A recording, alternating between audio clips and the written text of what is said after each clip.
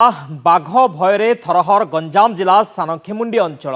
संज न हेणु पड़ जाऊँगी ताटी कबाट सारा राति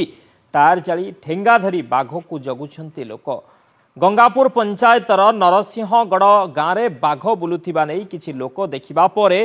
आतंक खेली जाइए पादचिन्ह एक महाबलर होता नहीं वन विभाग सूचना देवा पर कोकुआ भय खेली जाइए बाघर गतिविधि परखा वन विभाग ट्राप कैमेरा लगाई तेबे लोक माने संध्यारू ताटी कबाट दे घरे रहुथिबा बेले गाँ मुंडरे टायर जाली बाघ को जगी रही तेबे बाघटी केउठु आसीछि एवं गतिविधि कौन रहुछि ता उपरे वन विभाग नजर रखिछि। कालुचरण नाग दिगापहंडी रिपोर्टर आम सहित फोन लाइन जोड़ी होती। कालुचरण बाघर गतिविधि उपरे वन विभाग नजर रखिछि किंतु गाँव में गोटे प्रकार भय सृष्टि होइछि बाघ को नहीं वर्तमान बाघर गतिविधि उपरे वन विभाग सूचना कौन रहुछि? 2 दिन हला गंजाम जिला सानखेमुंडी एक महाबल बाघर आतंक खेली जाइए लोक मैंने भयभीत अवस्था अच्छा। सानखेमुंडी ब्लॉक अंतर्गत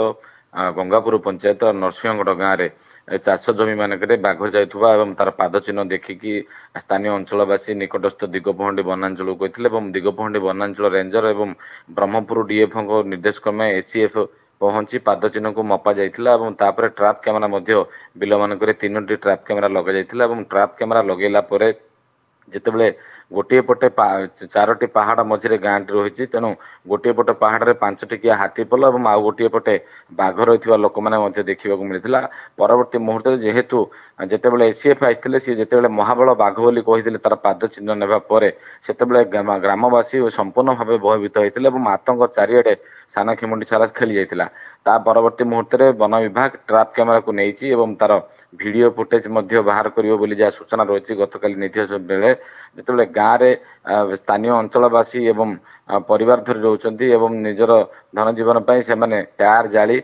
ठेंगा एवं मारणास्त्र धरी निजर गृहपालित पशु को जगी रही काली रात किसी समय पर ता परवर्ती मुहूर्त जो देखा वन विभाग लोक मान स्थानीय अंचल राति संध्या 6टा ठारू सकाळ 6टा पर्यंत घर न बाहर से डाकबाजी जंत्र कहते आगामी दिन में पेट्रोलिंग करदी महाबल बाघर जदि नजर आसे एवं तापर ताकू ट्रांकुलाइजेशन करके उद्धार कर वन विभाग कहुई किंतु अन्य पक्ष देखा संपूर्ण भाव सानखेमुंडी जो बाघर आतंक खेली जाइए गाँ लोक मैंने भयभीत किंतु वन विभाग नजर रखिछि। बहुत बहुत धन्यवाद कालुचरण समस्त सूचना।